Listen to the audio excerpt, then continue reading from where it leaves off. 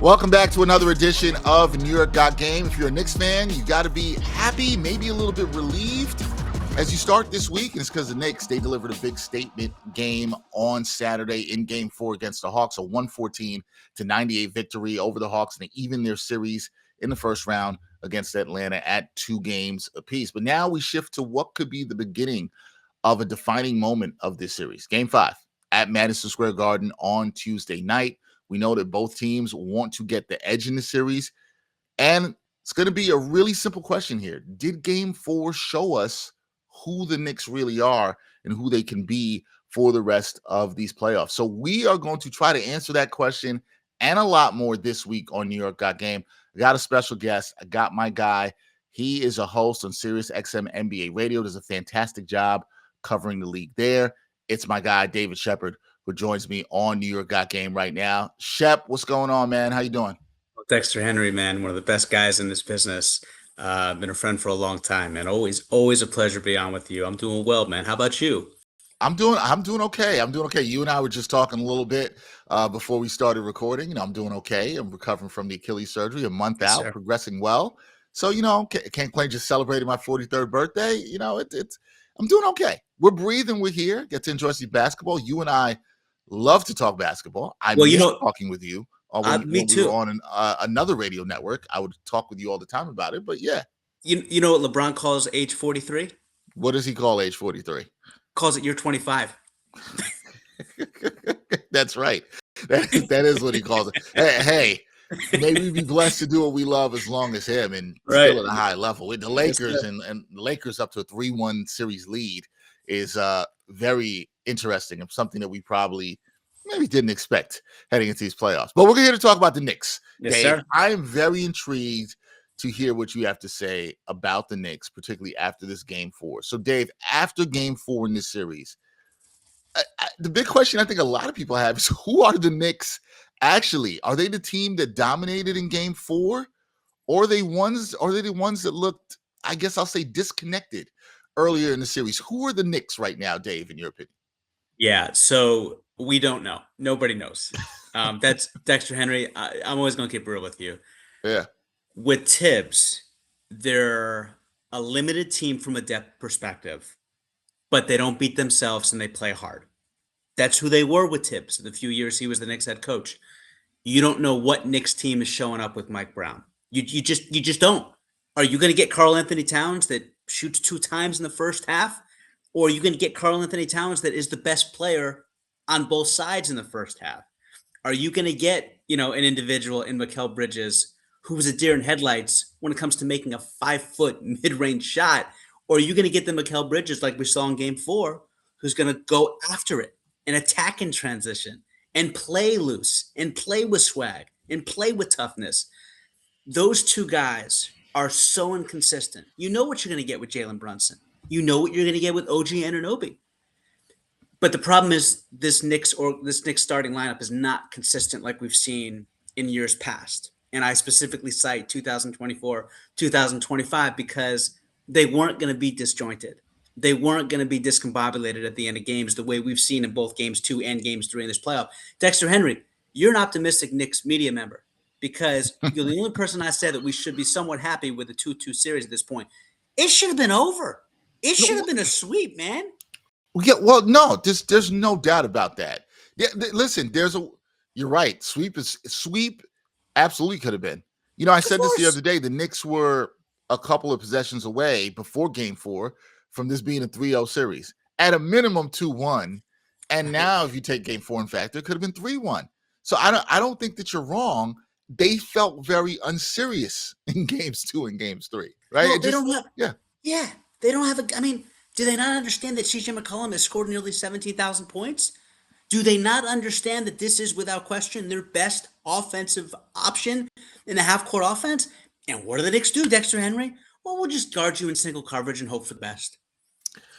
And then, listen, they did a better job against CJ in Game 4. Oh, yes. Then, okay, so if you're not sure about this Knicks team, because I just said you saw in Games 2 and Games 3, they were unserious, Dave. Right. What does Game 4 tell you about the Knicks ceiling, though, right? Because we know there's very talented team, sure, top 3 team in the East. What does it tell you about their true ceiling? And how often can they reach that height realistically in the playoffs, however long this run goes?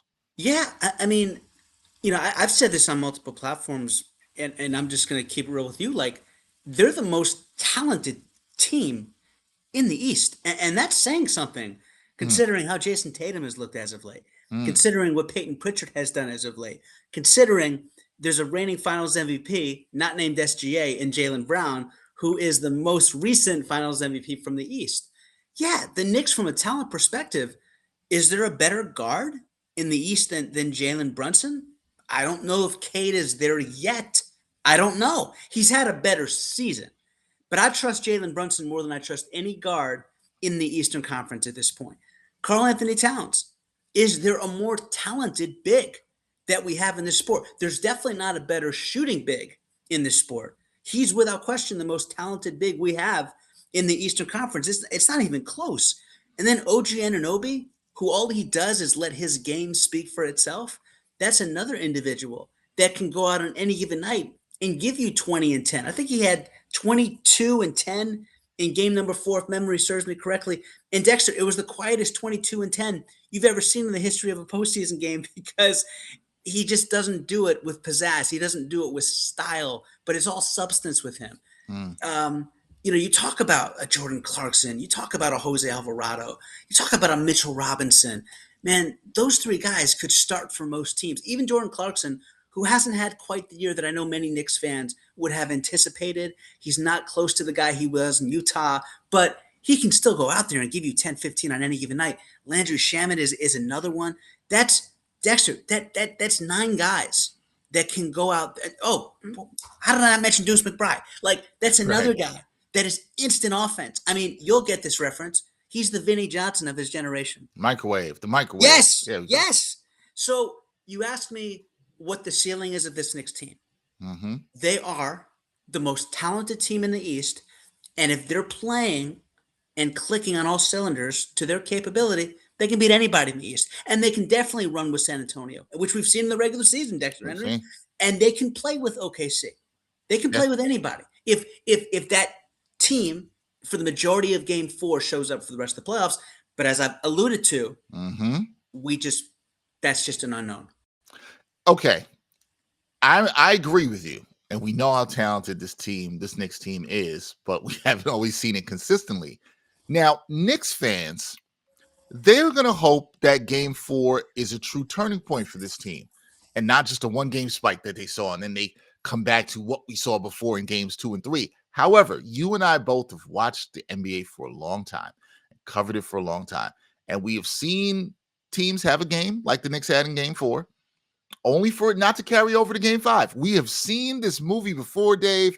We know Yes. what it looks like. So, as somebody who's covered the NBA for a long time like yourself, what separates those teams where it doesn't carry over from game 4 to game 5 and a great performance to the ones that actually build on it? What's the separation there for you? Man, you're going to think I dislike Mike Brown, but There's been a lot of that through this playoff it's, series. I'll tell you that much. well, as there should be, because Dexter, he was set up to fail. Like, unless you get to the Eastern Conference in year 1, you're seen as a glaring disappointment, because you told the guy who just got you to an Eastern Conference Finals for the first time in a quarter of a century that that's the benchmark.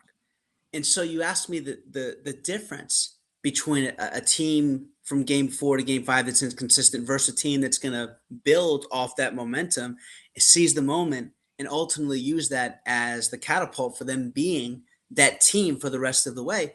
It's the man in charge, whether it's a Pat Riley, a Phil Jackson, Doc Rivers in his heyday, and Eric Spoelstra, a Greg Popovich.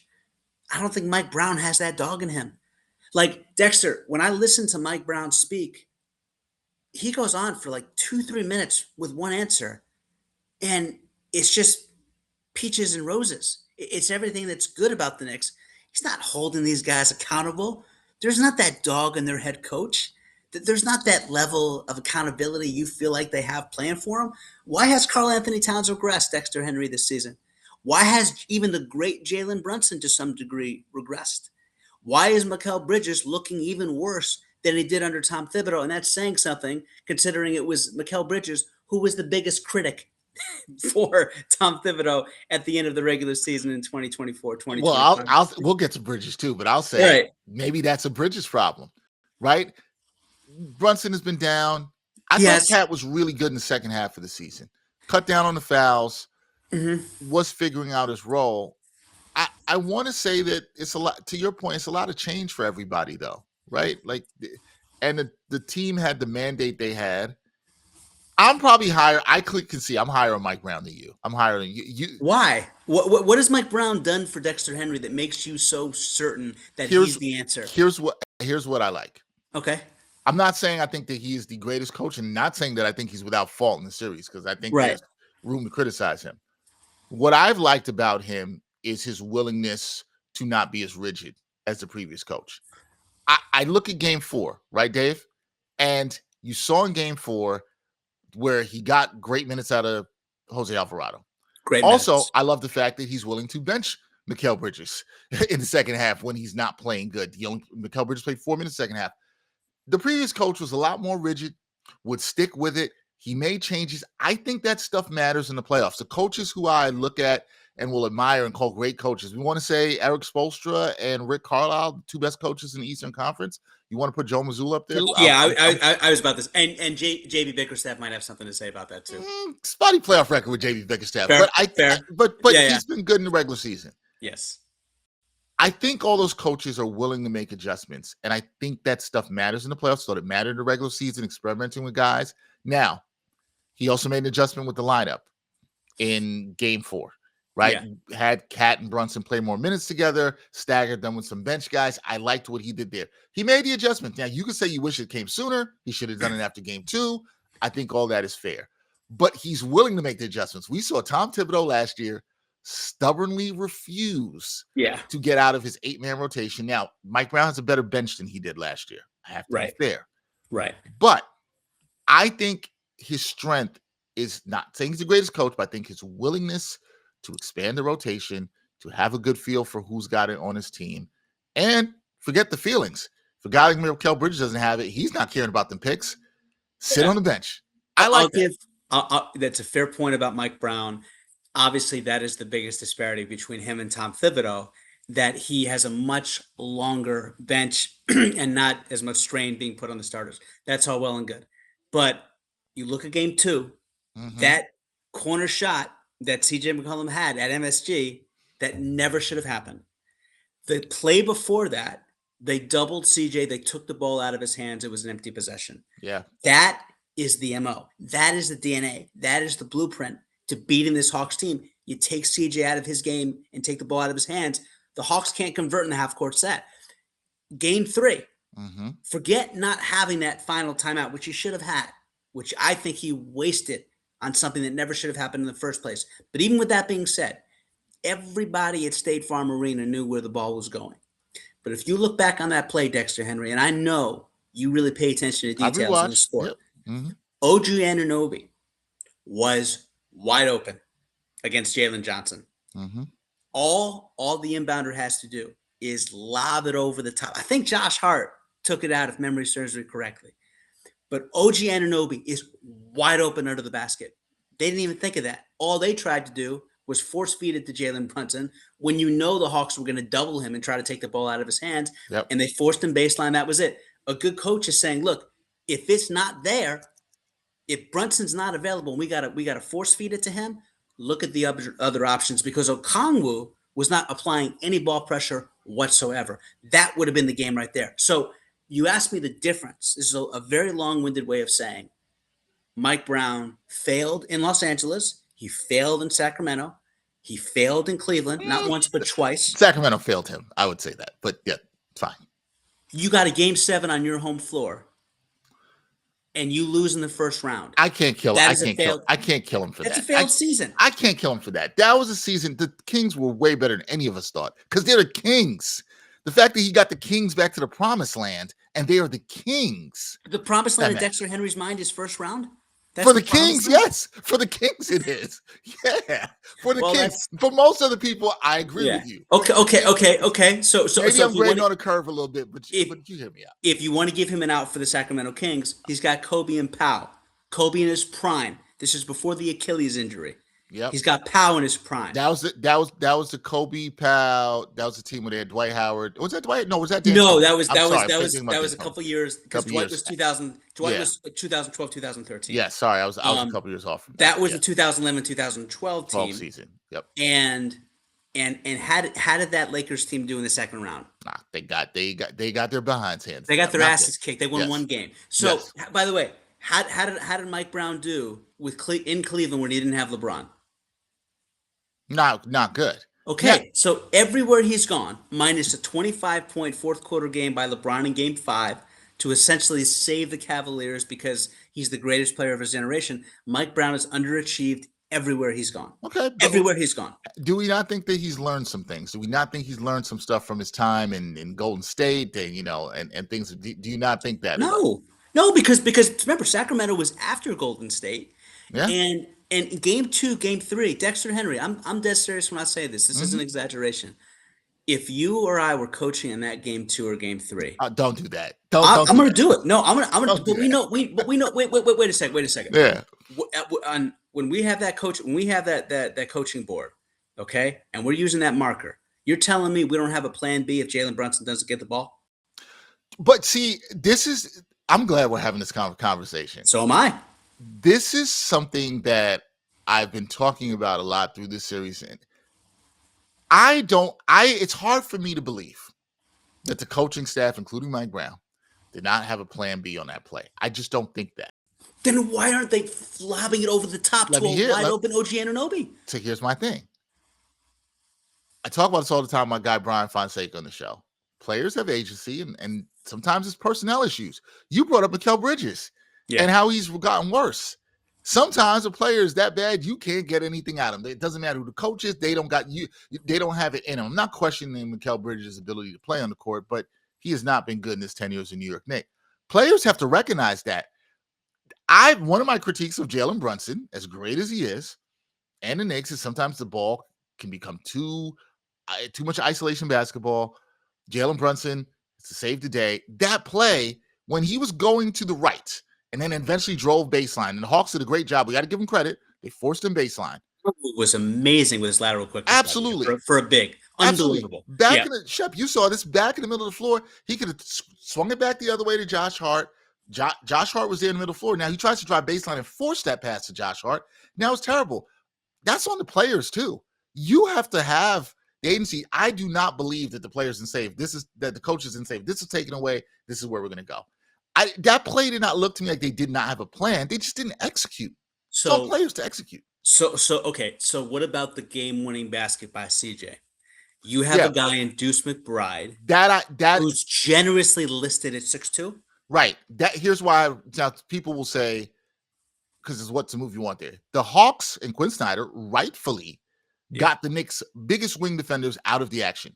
OG and Mikal are out of the action. As the coaching staff on the other side, you got to know they're going to try to do that. 100%. So are you going to put some other size on the floor, another switchable guy on the floor? A lot of people talked about Mitch. Some people talked about Jeremy Sohan. There were bigger guys you could have put on in case, you got switches off there and your guys were not in the action, so you can have it. Deuce is a good defender, but as you said, limited size. Yeah. That to me was a coaching error. My major coaching error that irked me in the series was going back to Game 2 when Mike Brown did not use his use it or lose it timeout before the 3-minute mark, then took the timeout, I believe it was with 2 minutes and 43 seconds left, when Jalen Brunson was driving to the basket. And I was like, what is that? And that just killed any momentum the Knicks had of trying to win that game. I just thought that was terrible use of a timeout. That to me is on the coach. There's no ifs and buts about it. But here's the thing. Yes. They may get by the Hawks. They're more than likely to get by the Hawks. Mm-hmm. But this wear and tear that they're going to have to play 2 extra games at least. That stuff matters. It's going to show up against Boston, who's going to come in fresh as a daisy off of their gentleman sweep, playing with all the confidence in the world. So I mean, and But you know what Dave, it's happened why you can't last play year. with your food, man. It's why you I can't know, play with but your food. and let me tell you something, Dexter Henry. Mm-hmm.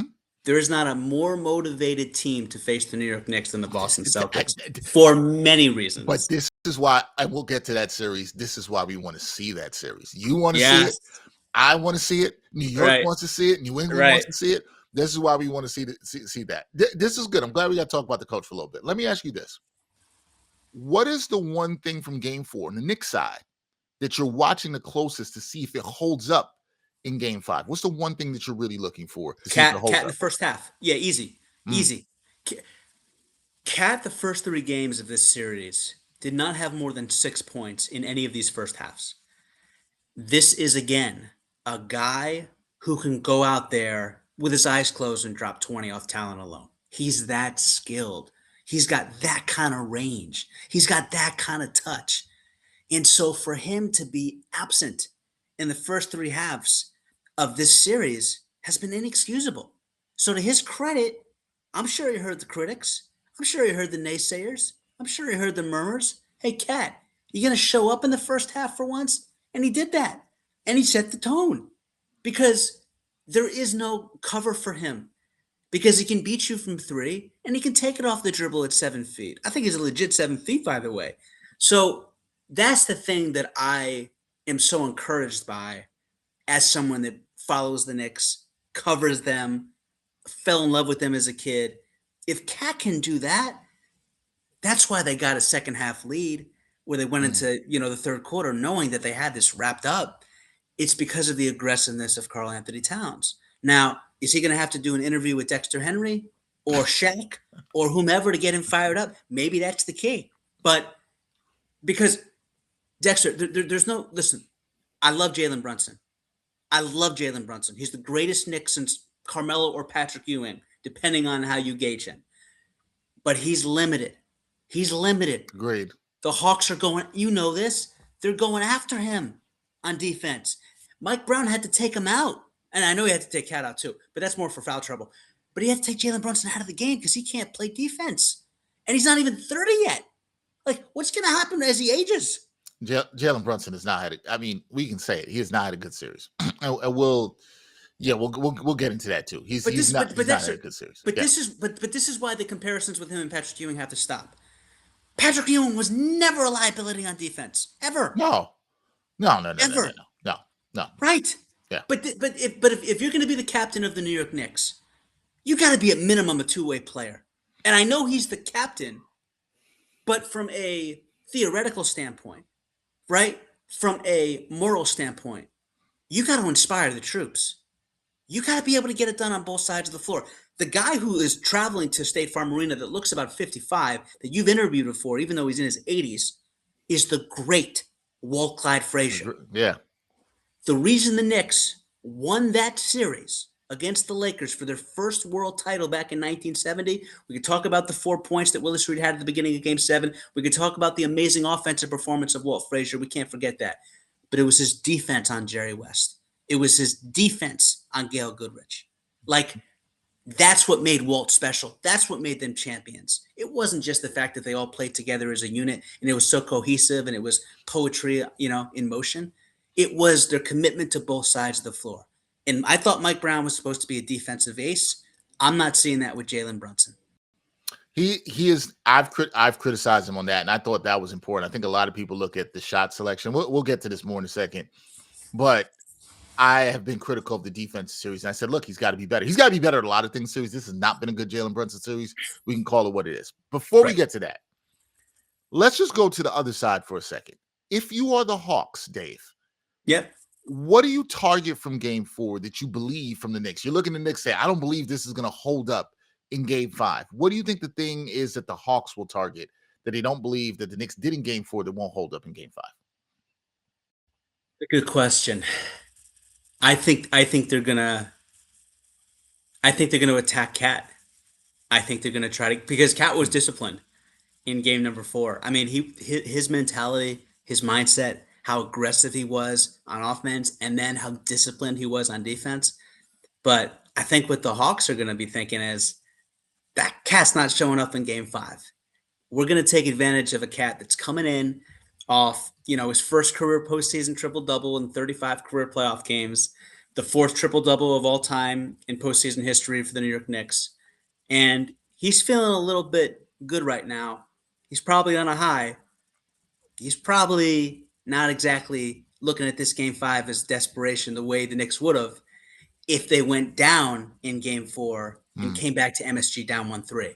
So I think what they're going to do, what a lot of teams do, is they get Cat not moving his feet, being slow-footed when it comes to his coverage in help defense, and also his laziness when it comes to going after the ball on the glass. And I think that's the individual who, along with Jalen Brunson, they are going to attack. But Dexter, to add one more thing to this, and you're not asking me this. Yeah. I think the Knicks found out very, very clearly Jalen Johnson doesn't have much of a half-court game. Like, it's just he doesn't have that bag yet. If they can stop the Hawks in transition, this game, the which series they not gonna did. be close. So Hawks Right. had 0 transition points on in I know. game 4. I Zero. know. I Zero. know. And then look, Nickeil Alexander-Walker, most improved player, but he's limited in terms of creating his own shot. Right. Right? He plays more in the flow of the offense. Yeah, he's a great three-point shooter, but he's not. He can't put you on skates the way that CJ can. And Dyson Daniels, I don't think he can find the basket of his life dependent on him in this series. So Onyeka Okongwu, he was out playing Cat for the first 3 games of the series. But if they can bite the head of the snake off and CJ McCollum in the half court, there's no Hawk that can do any damage. So it's a really good point here. Let's zero in a little bit more on game 5, Shep, because all right, it's funny because you've talked about some players you've liked, maybe disliked here. So in a swing game like game 5, who's the most trustworthy player on the Knicks and why? Easy. OG. Anunoby. Without question. He had the quietest 22-10 I've ever seen in a playoff game. The game before that, and I know you referenced this because I see your content. You do a great job covering the New York Knicks, Dexter Henry. The 2 3-point miracle shots that he had as time expired. You want to talk about having ice in your veins. You want to talk about not being afraid whatsoever, not weathering no matter what the situation is, no matter how bright the lights are. That's OG Anunoby. That's the guy who plays with the ultimate confidence, has the ultimate swag. And you see it ooze out of him because he does it on both sides. Because he can struggle on the offensive end, but he's going to lock up the team's best offensive player on the other end. He played 40-plus minutes last game. So I know with OG Anunoby, he's always going to do what is asked of him to do, and that's play hard, play for 40-plus minutes, and get it done on both sides. And he's just the ultimate warrior, man. I'll still contend to this day, if he's healthy in that game 7 2 years ago, it's the Knicks, not the Pacers, moving on to the Eastern Conference Finals. And we saw what the Knicks did to Boston a year later. They would have done that to Boston, in my humble opinion, in 2024. So OG to me is without question because he does it on both sides of the floor, and he never beats himself. Cat beats himself. He takes himself out of games just with his reckless decision-making at times. Jalen Brunson doesn't have that in his game where he can defend guys on the other end of the floor because if he's struggling on offense, he becomes a liability because he can only do it on one side at this point of his career. Never have to say that about OG Anunoby. And I love Josh Hart's tenacity, but he's just not. He doesn't have the size. He doesn't have the shot making of OG Anunoby. And I'd like to say, Jose Alvarado. I don't know if I'm going to get the magical 3-point shooting that we got from him in the second half of game number 4 when Jalen Brunson unfortunately went out for a little bit. But I do know you're going to get the ultimate toughness from a 5'11" guy who acts like he's 6'11" on the court. Yeah, he does. He does. He does not bring you the 5'11" or lower energy. No, when he's on the court at all. You mentioned Jalen Brunson, Dave. Listen, we don't have to sugarcoat this here. He struggled offensively through these 4 games.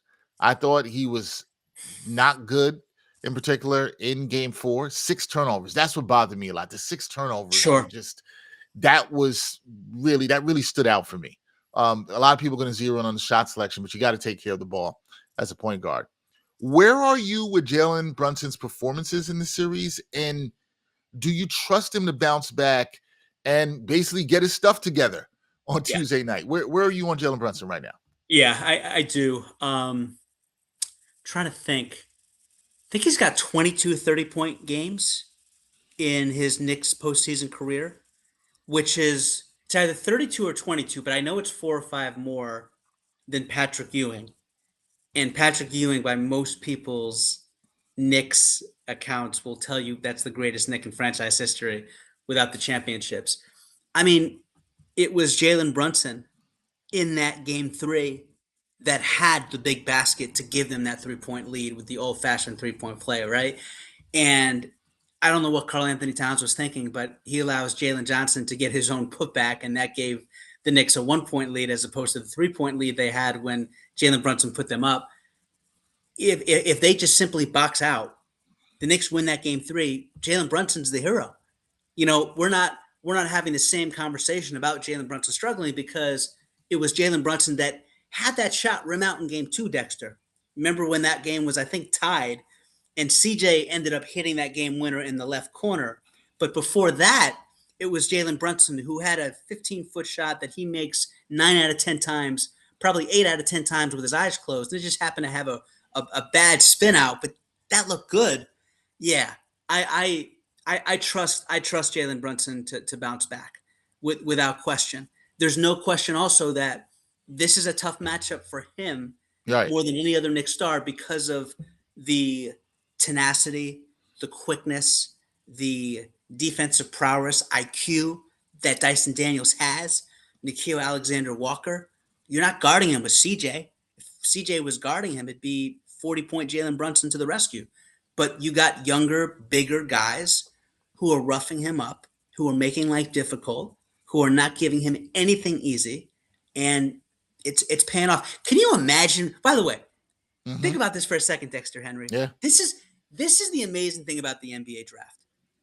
Can you imagine what this Hawks team would look like with Stephon Castle? Uh, You it, know exactly where I'm going with this, right? well, yeah, and it'd be very. The defense would be scary. I mean, Dexter, Yeah. you want to talk about swing and a miss? Hmm. I mean, how many times have you heard Zachary Richard's name in this series? The number one overall pick in 2024. We saw a stint from that man in game 1 for about 3 minutes. I believe. Stint. I believe he was 0 of 3 from the field. That did not go Right. well. That did not, Right. and we haven't seen him since. People who have surpassed him in the rotation: Dave Sheppard, I know. I Corey know. Kispert, Tony I Brown. know. It's crazy. It's because I'm just thinking about this, like, because you Yeah, and I, we're really getting into the details on like the Knicks Hawks. Like, I love it, we are. We and we're are. getting into the nuances and the subtleties, and it's Yeah. great because we're basketball. You and I are basketball savants, if I may say so humbly. But that doesn't sound humble coming out of my mouth. But you are a basketball savant, and I like to think I am there as well. But we're not having this series would be at least 3-1 in favor of the Hawks if they had Stephon Castle. And it's It, just like, and we, it we would be a talk like, scarier series for Jalen Brunson, is what I'm saying. that question, like Uh, we talk about bus all like Anthony Bennett always gets the bad rap in this. Kwame Brown, um, I'm trying to think of the biggest number one overall picks that were busts. Michael Like Olowokandi. he had no, you're a basketball guy. He had a better career than people realize. He played for, I think, like Kwame played for 12 years. Kwame played for 12 years. Right. Olowokandi might have played for 9 or 10. I could Okay. be wrong on that. I could be wrong on that. Bennett was out of the league after a cup of coffee, though. I know we didn't plan to talk about Zachary Richard, but like he actually had a good stints towards the end of, not more than stints. He was playing well towards the end of last year. It's like, Yeah, what happened? What and happened? he's without question regressed. Yeah. Without question. But this is the ultimate example of addition by subtraction, because you wave goodbye to the face of your franchise, who has been without question the star in Atlanta sports. I would say even beyond the Falcons, in Trae Young. And you say, look, we got a guy in Jalen Johnson. Like he's the guy. And he has been, except the first round where he has been exposed because he doesn't have it in him to really go after you with a hesitation move, with an He inside doesn't out have enough in dribble. his bag right Not now. even close. Yeah. Not CJ has it. But And he by the doesn't way, have it yet. Right. I hope that's a lesson to everybody watching your episode right now, Dexter Henry. It doesn't matter where you go to college. It matters what you do once you get to the NBA. How many other, like, I will give you a month's salary right now if you can name me another Lehigh basketball player. I cannot. I can tell you off top that I cannot. Okay. That's fine. Dexter Henry, I could ask that question to Tim Legler. I don't know if Yeah. there's a better analyst in today's sport than Tim Legs freaking is great. Legler. Or I would say the same thing for Richard Jefferson. He's great too. If I asked those guys between them to come up with another basketball player from Lehigh, they would absolutely go blank. That's the point. And the Knicks right now, for 3 of the 4 games, have gotten beat by a 4-year letterman from Lehigh. Yeah. Hey, but they did a good job against them in game 4. They got to keep that up in game 5. That's I want to go back real quick to OG because you talked about him being the most trustworthy player in this game 5.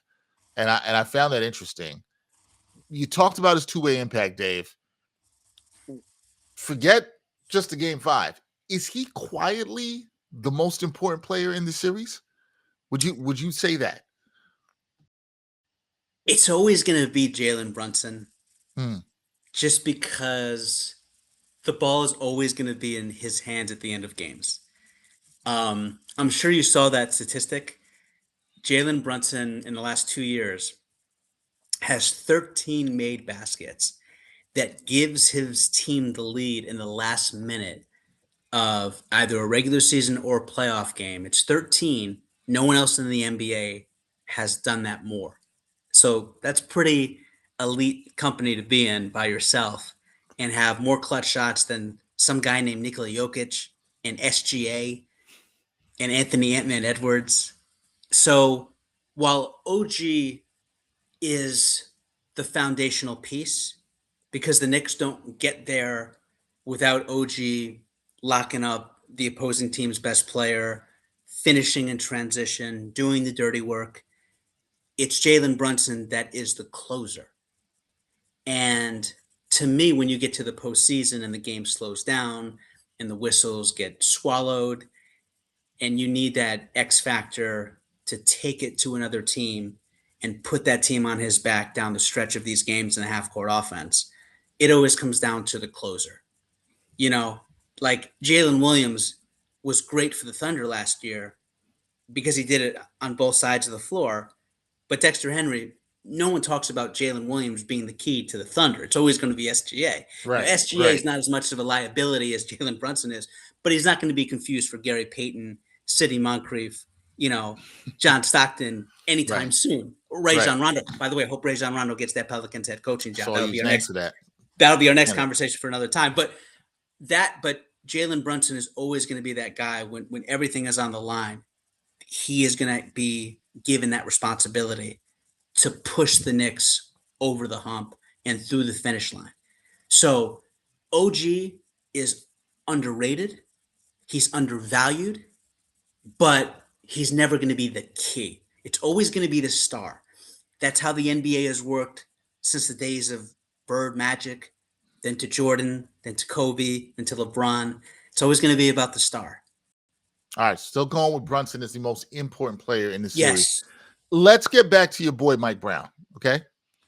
What did you make of him, especially going into game 4, still starting Mikal Bridges? Yes. But not closing with him? Is that adaptability that you look up on the part of Mike Brown, or do you look at it as a concern that he's still starting Mikal Bridges, not closing with him? Some people may say Mikal Bridges playing is a concern. So how do you look at the move by Mike Brown? He stuck with the starting lineup, didn't make any changes, stayed with Mikal Bridges, but he did adapt and he didn't close with him. So how do you are you concerned about that, or do you applaud Mike Brown for having the adaptability there? No, I'm gonna surprise you and say I applaud Mike Brown's Look at you giving some love to your boy. Look at you there. Well, because you got to give credit where credit is due. And listen, the guy knows basketball. There's no question about that. But his biggest problem is the guy he's replacing. That's Mike Brown's biggest problem. If he replaced, and I don't mean to disrespect this guy because he's a great basketball mind, but Mike Woodson, right? Mike Woodson didn't really do a whole heck of a lot with the New York Knicks, nor did Larry Brown, nor did Mike D'Antoni. But Tom Thibodeau got the Knicks the best result they've had in a quarter century. That's what's working against Mike Brown. But you give him credit because it's a balancing act, right? When you're the head coach of a pro team, it's all about managing egos. It's all about catering to individuals with a lot of pride. And the best thing that he could do is a juggling act, which is how do I make Mikal Bridges feel like he's not getting a demotion while at the same time putting my team in the best possible spot to close the game the way it needs to be closed and to give us the best chance to ultimately prevail and win. And that's the job of a head coach, where you're not losing this guy who is getting paid what he's getting paid. So you got to keep him happy, but you also got to worry about the bottom line, which is the W, and ultimately advancing in the postseason. And in that respect, I think Mike Brown is doing a damn good job. I just wish he didn't give 4-minute answers for every single question in post-game press conferences. But other than that, Come on. I got Dexter. We Dexter, we like when coaches give us a little bit more. We like too when much. players give us a little more. It's too much. What's your time limit for answers from Mike Brown? I don't need to know his theory on life and relativity, and I don't need to know what the sound of the sneaker makes when that play design is coming off the clipboard. Just answer the question, move on. I don't need an Oscar speech every single time he's being asked a question. Listen, I host the SiriusXM NBA radio postgame show. We got to play these guys. I can't get more than one answer out of him during these postgame shows because one answer is 7 minutes. It's never that long. But no, time it next time. Time. Is it that long? Dexter, he's writing theses up there at the podium. I'm never going to doubt this man's intelligence. And by the way, whenever if he decides to get out of coaching, that's the first guy I hire as an analyst. Problem is the play-by-play is not going to get a word in. Except when you're doing analyst work, you got to be tight. You got to get in, you got to get out. I know. That's I know. You know this. That's well, wait a minute now. Yes. But if you're the exception, that rule's not need to apply because the late great Bill Walton, he could go, man. Well, he could go. But I think Will Walton, rest in peace. Bill Walton was good at that, and he couldn't get off on the topic, but he could bring it back. He was a master driver to bring it back to for the play-by-play guy. Hey, can I ask you a question? Sure. I was talking to Scoop Jackson the other day. Okay, yeah. And great longtime NBA columnist, Chicago Sun-Times. And I said, Scoop, it just seems like the Knicks, they just can never, ever get over that hump. And he said, I know. I say, so what's the problem? They got the talent. They got a decent head coach. They got an amazing fan base. Like, am I too naive to just say, and I don't mean to get you in trouble when I say this, Dexter Henry, because I don't know what kind of relationship you have with this man. But he said, look, they're not going to win as long as James Dolan is the majority governor. I don't know how you feel about that. There's a lot of Knicks fans. There's a lot of Knicks fans that agree with that. There's a lot of Knicks fans who agree with that, and I think that, you know this smartly from watching around the team. And I don't have a relationship with James Dolan, just to be clear. But there's a lot of people. You're the only person in the media that doesn't have a relationship with him, by the way. Yeah. Well, I'm the only person. Yeah. There's. I think listen. He has meddled a lot in the affairs of the team over the years. It has appeared, and I'm talking about through this era of Knicks basketball, talking about the last 7 years or so, that he is not, and the Knicks have had some success. However, I will say, depending on what happens this postseason, we will find out, because I think there'll be changes if they don't get to where they believe they should go. But we'll find out how much either meddling there is or how much the front office guys, Leon Rose and company, are going to do what they need to do if they have to make changes and whatever. We'll find out really soon if things have changed. But for people to have that sentiment based on what they've seen from the Knicks historically, considering their ownership, no, I don't think that's crazy. I don't think what Scoop Jackson is saying is crazy at all. I don't think that at all whatsoever. I think it's fair based on what you've seen. A lot of times, Shep, you know this, and you've covered a lot of sports and hosted a lot of shows in sports. A lot of times ownership can get in the way of team success. We've seen it in plenty of places. Um, we'll see. The point is, what does ownership do when a team hits adversity, especially when there's expectations? That's the thing to me. Yeah. What do they do? And do they let the basketball people be basketball people and do basketball things? Or do they try to get in the way? We're going to see. I mean, because I don't think the Tom Thibodeau firing, and let's call it what it is. It's a fire. It was a firing. Yep. I don't think that was Leon Rose. I think that was from the very top. Could be. And I also think from the very top, I think a more shrewd owner would have said, hey, we got a great thing going with Dante DiVincenzo and Julius Randle. Why are we getting Karl Anthony Towns for those two? Because, Dexter, I know that Karl Anthony Towns has more talent than both of those guys. Of course he does. But there's something to be said about being a Knick, and Randle and DiVincenzo. It fit like a glove for those two. And it's not their fault that half the roster was depleted in the Eastern Conference semifinals. It's not. That series should have been 3-0. Do you think that team is constructed could have won it all? What we saw from 2 years ago, 22-24. Yes, you think that Knicks team could have won it all? Yes. Okay. Because, I mean, they pushed a Pacers team to 7 that arguably would have beat a Thunder team if Tyrese Halliburton stayed healthy in Game 7. I mean, it could have gone either way. And they pushed that Pacers team to 7 with half their roster. Wait, you're talking about last year's team, or you're talking about your team 2 years ago? The same Pacers team that pushed the Thunder to the NBA Finals in Game 7. Last year's team Mm-hmm. is the same Knicks team the year before that pushed them to 7 with half their roster not available to play. The Pacers team didn't get much better from 2024 to 2025. I think for them it was the experience of playing Boston in the conference finals and then losing that series, and just experience is what I'm saying. Right, but let's say the quiet part out loud. The Minnesota Timberwolves make a conference finals for the first time in 20 years. Yep. Right? For the first time in 20 years. Yep. I don't even think they won a playoff series, by the way, between 2004 and 2024. So you have, by a mile, the most success you have had as a franchise. And a couple months later, you trade away the number 1 overall draft pick, the face of your franchise the last 9 years, when you just made a Western Conference Finals. That's not a good sign. The trade is probably even for both teams when you look at it now. It's been fine. I had concerns about it to start. I was not a fan of the trade at first. Right. I was not a fan of the trade to start. I've warmed up on it, I guess, a little bit more the way Cap has played, but I did not like it to start. I've been fair about that on the show. But there's certain guys, Dexter, that they don't have that championship DNA. Are you saying that? We're going to get to Cat in a second. Are you saying that about Cat? Oh, I'm not saying it.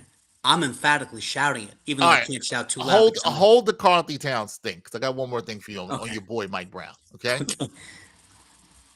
And we've kind of talked about this because there was a lot made about his coaching in games 2 and 3, right, Dave? At this point in the series, if you're Mike Brown, putting you in the shoes of Mike Brown, head coach of the Knicks, do you prioritize stability that you've seen from this team through the regular season, or do you continue to adjust like you did in Game 4 based on the flow of the game? How are you coaching the rest of this series if you're Mike Brown? The latter, because the momentum of a series, the direction of a series, the hot hand in a series, it's all about matchups, and it's all about the moment. You got to kind of throw out what happened in the regular season. The talk of the basketball world last 24, 48 hours is Ayo Dosunmu. Who saw that coming? He hasn't had a 30-point game in 2 years. He drops 43 with ease on efficient shooting, by the way. This wasn't like a 43-point shooting where he was the only option and he chucks up 30 shots. My point is, there are certain guys that just play better when the lights are brighter. and they rise to the occasion and they live for that moment. And so you got to throw away the scouting report if you are the Denver Nuggets and say, damn, like Io's their number one option. And I say that to say in this Knicks Hawks series, it's not about the tendencies in the regular season. That's the regular season. Now you got to think about who's hot now. CJ McCollum wasn't doing this in the regular season. He was coming off the bench at times for Atlanta. Right now, he's their primary offensive weapon. So you got to go from game to game. It can't be what worked in the regular season. Yeah, you got to factor that. But the main thing that you got to be aware of as a head coach is what's trending now. Because as Dexter, as you've alluded to multiple times in this conversation, the Mikal Bridges in the regular season is not the Mikal Bridges we've got in the last 4 games. No. Now, we've seen that man come up with some big plays in the postseason. We saw last year against Boston, and we will see. But speaking of coming up big, Karl-Anthony Towns, who you might have just alluded to, you don't believe he has championship DNA in him. Doesn't. You said that, but there's an argument that he has been the best and most efficient player in the series. And I use the word efficient here because there's been a lot of talk from Knicks fans throughout the season. Oh, you got to get Cat more shots. You got to get Cat more shots. You have to get him more shots.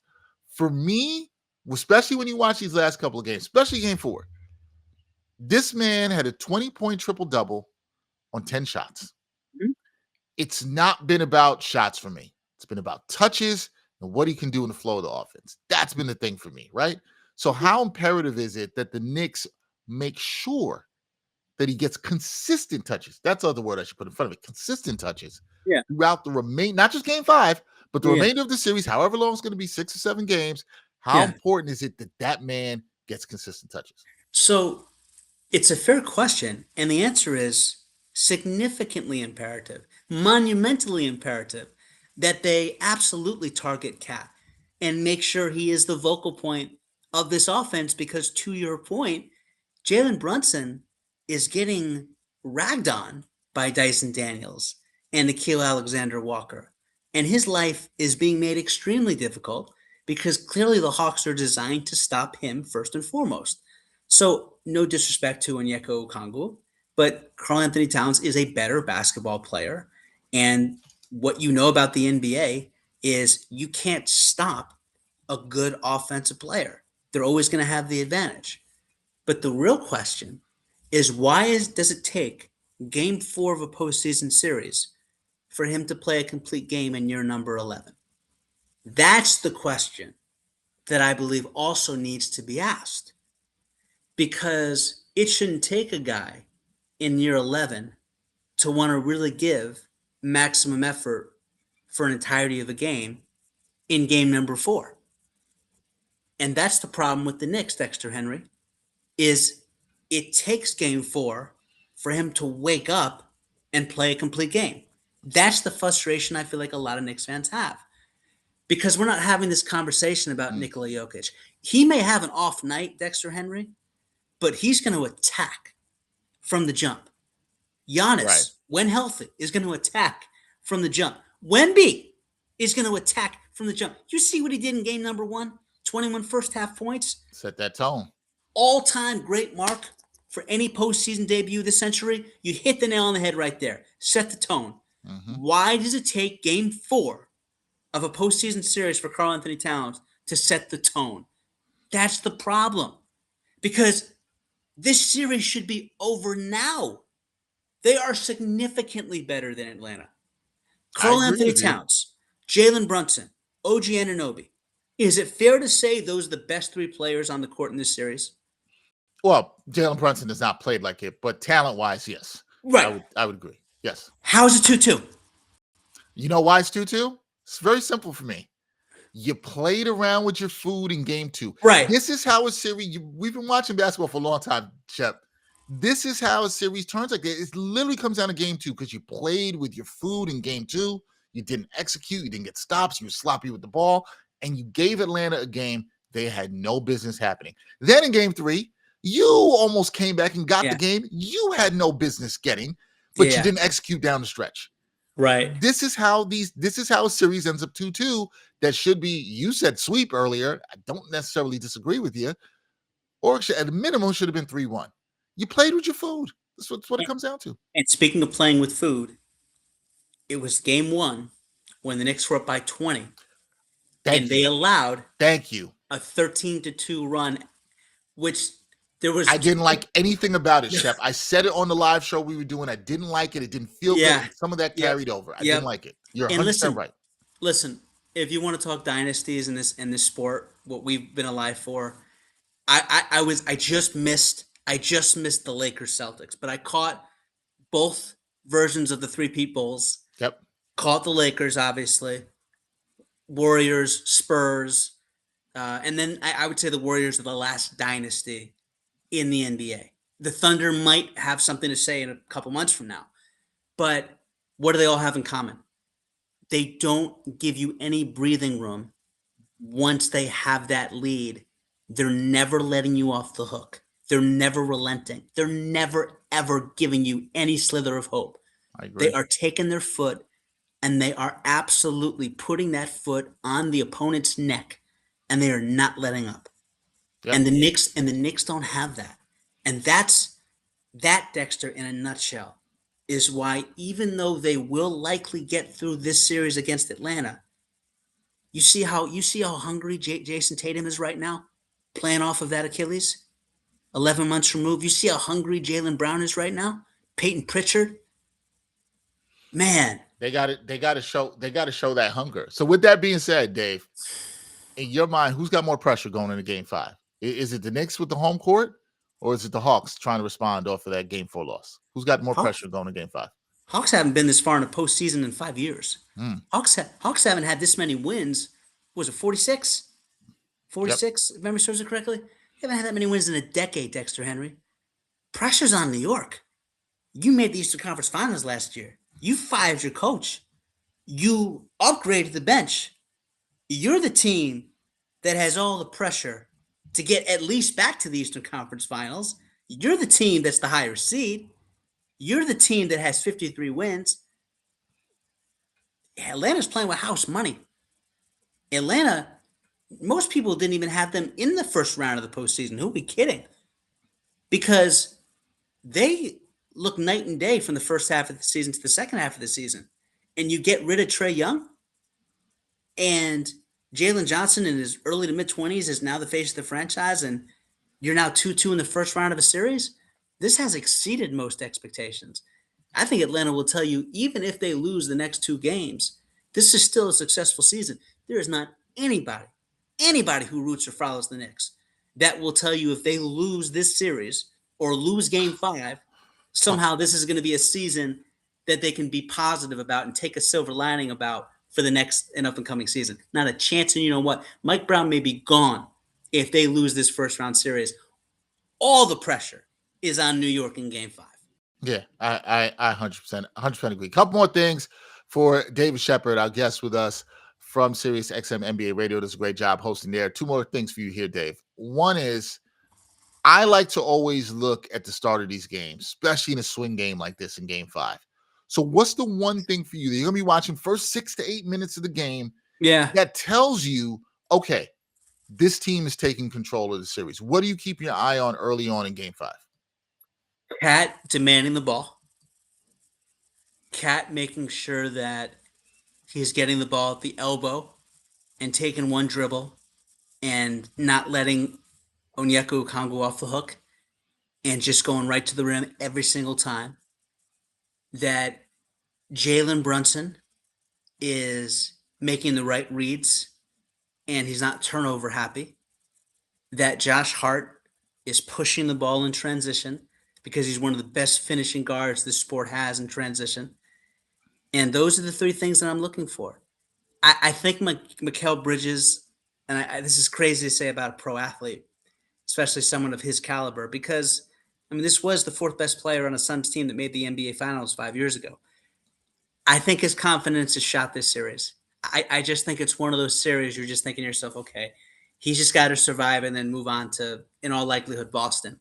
And then we're going to see a better version of Mikal Bridges. But I just think against the Hawks, it's just not there for him right now. And He's a human being. Yeah. We look at these guys as machines and robots. They're not. They go through slumps like everybody else. He is just in a slump. And I think there's going to be more pressure for him playing at home because the last moment he has playing at MSG is missing a shot that should have gave them a 2-0 lead. That let's be honest, you and I could probably make. I'm not saying we would have made it under those circumstances, but I'm also not saying that we wouldn't have made that shot. Like, that was a bunny shot. That was a bunny shot. He also probably should have went to the rim, but Mikal Bridges doesn't do that. So I agree. Well, I mean, and I know you've heard this a million times about Mikal Bridges, but like the shot's just got to stop leaning. Can you just go fading straight? away. I know. But Dexter, those are the three things I'm looking for. But what's paramount above anything else? Karl Anthony Towns getting his butt in the paint, sealing his defender, commanding the basketball, commanding it, and going to work.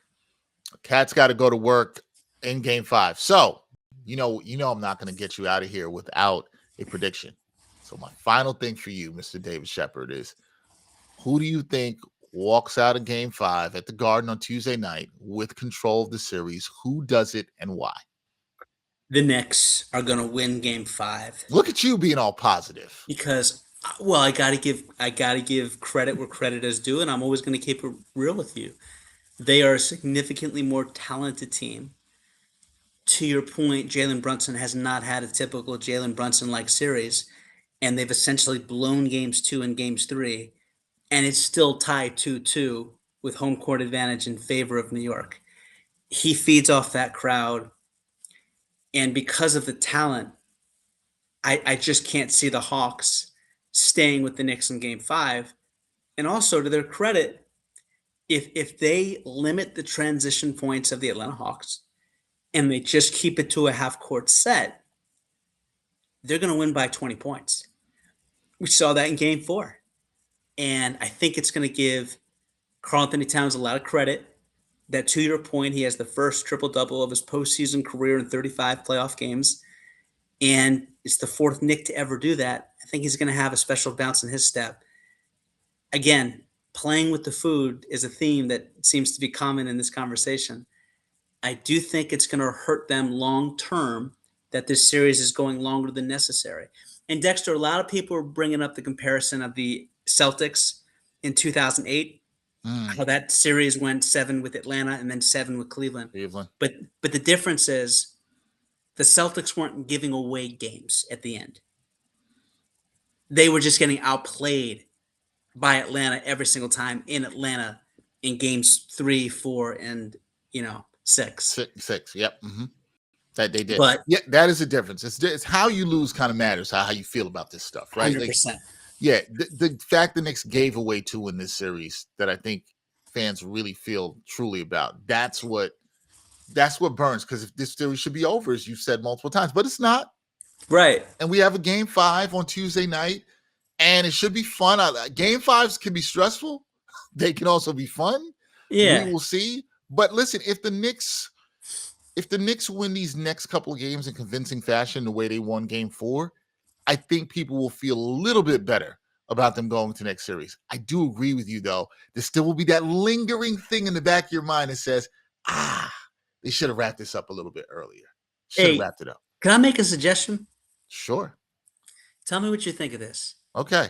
You were such a big part of Infinity Sports Network and CBS Sports Radio, and you killed it on there, man. I love the back and forth that we had. It was always great. Man. We had a lot of good conversations. Yeah.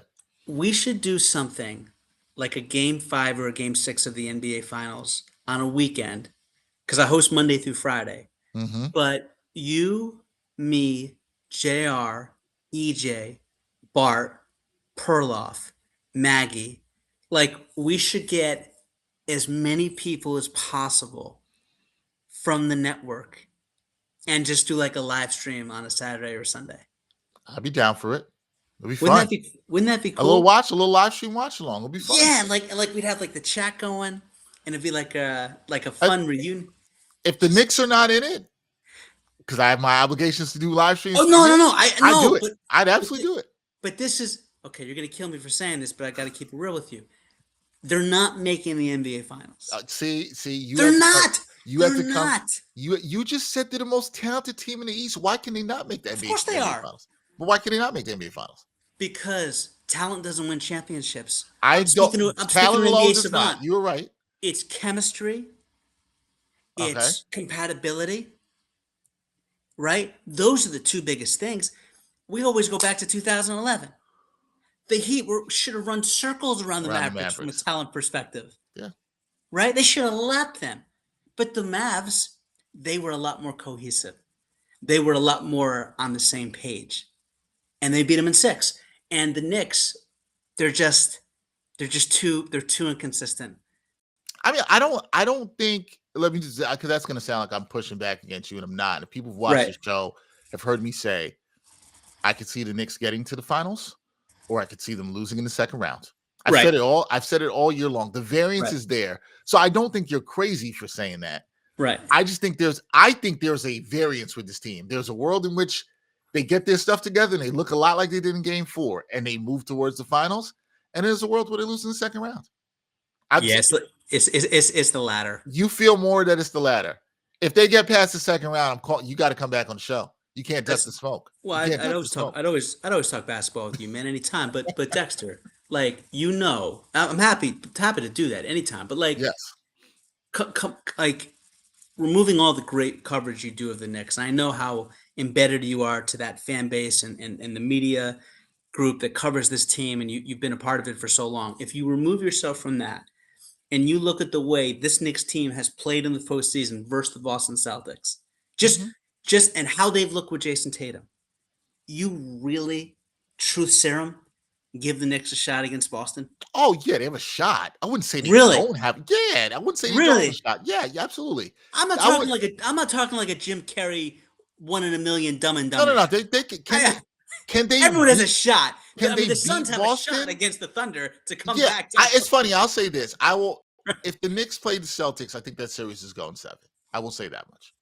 Yeah, I think it's going to be a 7-game series. I think you're really confident in this 6 team, man. I'm not confident. I'm not. Did you see Peyton Pritchard? Did you see Peyton Pritchard have one less field goal than the entire 76ers starting lineup combined in the first half?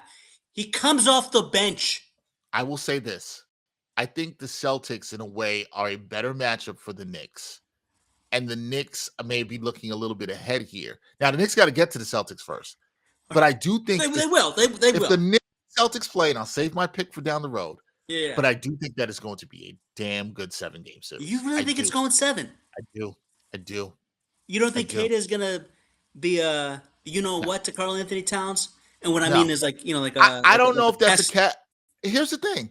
I don't know if that series will be a cat series, and we'll have plenty of time to talk about that. Okay. I wonder what cat can use a lot of it depends on. Text me at the end of the week when the series is over and how I feel about it, because so much of it has to do with how do they close this series out, right? And I might feel differently. I do like that matchup for the Knicks. I think it's going to be great for the NBA.